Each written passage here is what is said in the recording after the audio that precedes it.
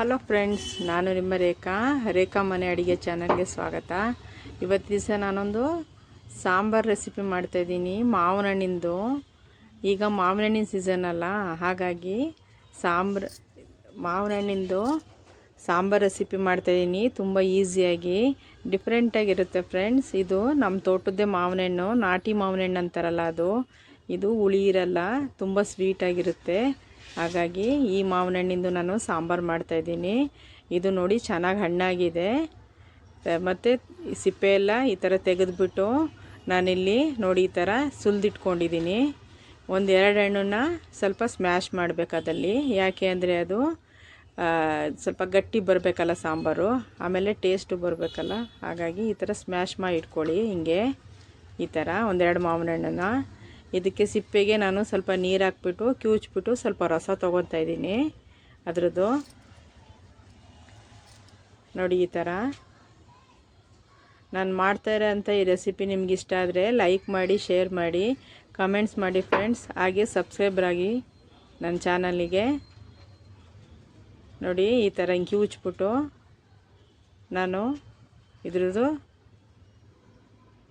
ರಸ ತೊಗೋತಾ ಇದ್ದೀನಿ. ಅದಕ್ಕೆ ಒಂದೆರಡು ಸಲ ತೊಗೊಂಡ್ರೆ ಸಾಕು, ತುಂಬ ಏನು ಬೇಡ. ಈ ಥರ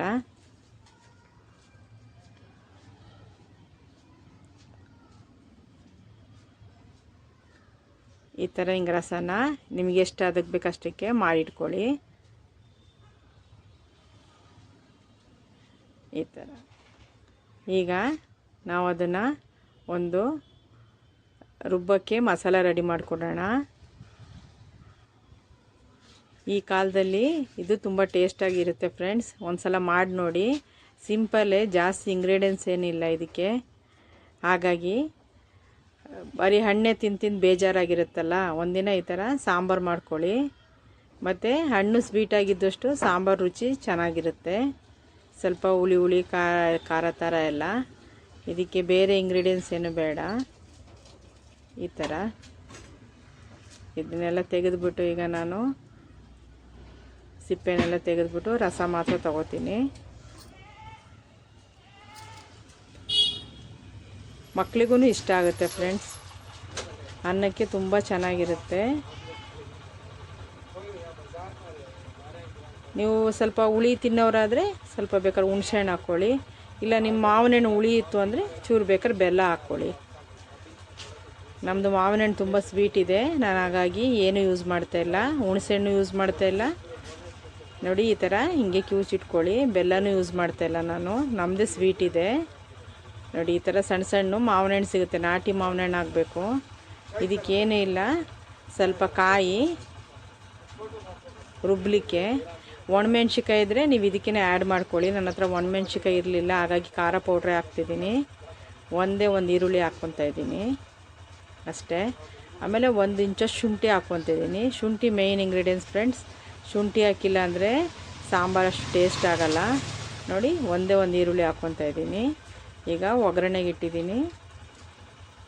ನೋಡಿ ಇಲ್ಲಿ ತೆಂಗಿನ ಎಣ್ಣೆನೇ ಹಾಕ್ತಾಯಿದ್ದೀನಿ. ಸ್ವಲ್ಪ ಸಾಸಿವೆ, 1 ಸ್ಪೂನಷ್ಟು ಜೀರಿಗೆ, ಒಂದು ಸ್ವಲ್ಪ ಹಿಂಗಾಕಿ,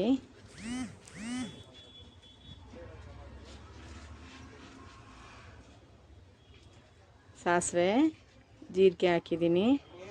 ಸ್ವಲ್ಪ ಹಿಂಗಾಕಿ, ಸ್ವಲ್ಪ ಕರ್ಬೇವಿನ ಸೊಪ್ಪು, ಇನ್ನೇನು ಬೇಡ ಫ್ರೆಂಡ್ಸ್. ಒಗ್ಗರಣೆಗೆ ಸ್ವಲ್ಪ 1 ಸ್ಪೂನಷ್ಟು ಅರಿಶಿನ ಪುಡಿ ಹಾಕ್ತಾಯಿದ್ದೀನಿ ನಾನಿಲ್ಲಿ.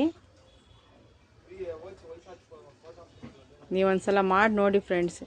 ಒಬ್ಬೊಬ್ರು ಇದಕ್ಕೆ ಮಂಗಳೂರು ಸೈಡೆಲ್ಲ ಸಾಸಿವೆ, ಮಾವಿನ ಹಣ್ಣಿನ ಸಾಸಿವೆ ಅಂತ ಹೇಳ್ತಾರೆ, ಒಬ್ಬರು ಮಾವಿನ ಹಣ್ಣಿನ ಸಾಂಬಾರು ಅಂತ ಹೇಳ್ತಾರೆ. ನೀವೇನಂತ ಕಮೆಂಟ್ ಮಾಡಿ ಹೇಳ್ತೀರಾ ಹೇಳಿ. ನಾನಿಲ್ಲಿ ರುಬ್ಬಿರೋ ಕಾಯಿನ ಇಲ್ಲಿ ಆ್ಯಡ್ ಮಾಡ್ತಾಯಿದ್ದೀನಿ. ಸ್ವಲ್ಪ ಅದು ಹಸಿ ವಾಸನೆ ಹೋಗೋ ತನಕ ಸ್ವಲ್ಪ ಫ್ರೈ ಮಾಡೋಣ ಅಂತ. ಒಂದು 10 ನಿಮಿಷದಲ್ಲೆಲ್ಲ ಆಗಿಬಿಡುತ್ತೆ ಫ್ರೆಂಡ್ಸ್. ಇದೇನು ಜಾಸ್ತಿ ಹೊತ್ತೇನು ಟೈಮ್ ಹಿಡಿಯೋದಿಲ್ಲ. ಸ್ವಲ್ಪ ಹಿಂಗೆ ಹಾಕಿದ್ದೀನಿ. ಈಗ ನೋಡಿ ಇದು ಮಸಾಲೆ ಕುದೀತಿದೆಯಲ್ಲ, ಇದಕ್ಕೆ ಸ್ವಲ್ಪ ಉಪ್ಪು, ಈಗ ನಾನು ರೆಡಿ ಮಾಡಿಟ್ಕೊಂಡಿದ್ದೆನಲ್ಲ ಮಾವಿನಣ್ಣು, ಇದನ್ನು ಹಾಕ್ತಾಯಿದ್ದೀನಿ ನೋಡಿ. ಈ ಥರ ಇಷ್ಟು ಕನ್ಸಿಸ್ಟೆನ್ಸಿ ಇದ್ದರೆ ಸಾಕು ನೋಡಿ. ನೀವು ಮಾಡಿ ನೋಡಿ ಒಂದು ಸಲ, ತುಂಬ ಚೆನ್ನಾಗಿರುತ್ತೆ ಸಾಂಬಾರು. ನಾನು ಇದನ್ನು ಇಷ್ಟಪಟ್ಟು ಹೇಳ್ತಾಯಿದ್ದೀನಿ. ಏನೋ ಸಾಂಬಾರಿಗೆ ಏನೂ ಇಲ್ಲ ಅಂದಾಗ ಅರ್ಜೆಂಟಿಗೆ ಮಾಡ್ಕೊಬಿಡ್ಬೋದು. ಇನ್ನು ಒಣಮೆಣ್ಸಿಕಾಯಿ ರುಬ್ಬಿದರೆ ಇನ್ನೂ ಟೇಸ್ಟಾಗಿ ಚೆನ್ನಾಗಿರೋದು. ನಾನಿಲ್ಲಿ ಖಾರ ಪೌಡ್ರೇ ಹಾಕ್ತಾಯಿದ್ದೆ.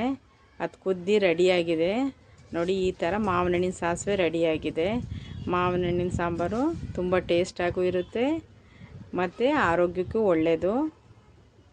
ನಾನಿದು ರೆಸಿಪಿ ನಿಮಗೆ ಇಷ್ಟ ಆಗಿದೆ ಅಂದ್ಕೊತೀನಿ. ಟಾಟಾ, ಬಾಯ್ ಬಾಯ್.